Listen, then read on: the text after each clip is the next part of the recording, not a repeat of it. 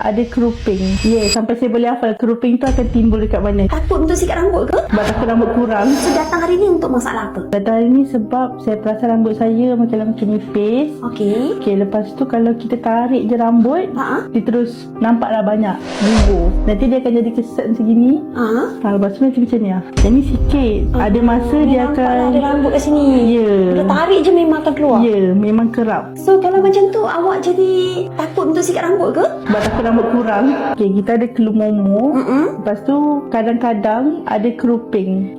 Sampai saya boleh hafal keruping tu akan timbul dekat mana. Kadang-kadang kat sini. Kita memang dah hafal lah tempat-tempat itu timbul. Bila dah awak cuci rambut? Malam. Tapi saya pegang rambut awak sekarang ni, dia punya level berminyak ni macam awak tak cuci rambut dah 3 hari. Dia punya rambut sangat berminyak. Awak kerja yang aktif ke yang outdoor? Betul. Memang hari-hari kerja panas. Saya perasan dekat sini bila kita tarik je rambut memang akan start nampak dah ruang kat situ. Yang awak cakap kelemumur kan? Yang ni kelemumur pun kita boleh nampak dengan mata kasar lah dekat area sini. So masalah yang paling utama sekali saya tengok memang awak dah masuk fasa early stage rambut gugur. Selalunya early stage antara simptom dia adalah ni, dia makin menaik ke atas awak punya hairline. Bila dekat kawasan tepi ni kan kita tarik tadi, dia dah start nampak ada ruang lah. Okay, ni early stage tau. Kalau awak langsung tak buat apa-apa, so dia akan jadi lagi teruk nanti. Boleh botak ke? Yes, boleh. So nak tahu dulu awak colour sendiri ke?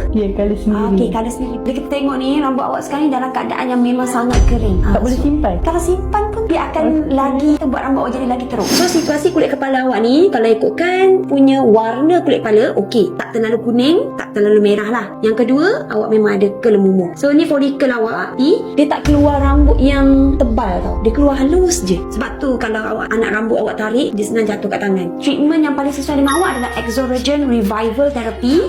Kita punya terapi ni, kita menggunakan stem cell, kita menggunakan signal. Dia akan kejutkan folikel. Yang kedua, saya tak boleh biarkan awak keluar daripada salon saya rambut macam ni. Tak boleh. Hari ni kita kena buat keratin. So kita buat sekarang.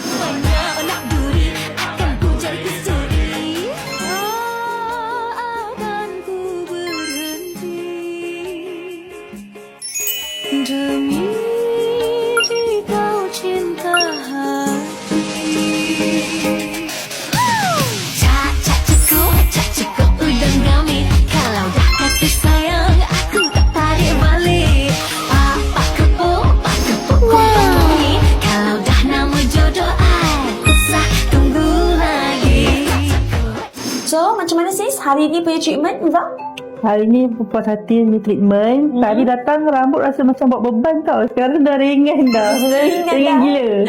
Kalau lagi buat tempat lain pun tak dapat tau macam ni. Walaupun kita cuci lain. Kalau 10 per 10 bagi berapa bintang? Bagi 11 boleh. 11 boleh.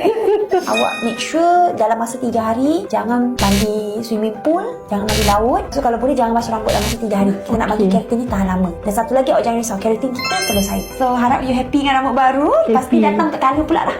Boleh.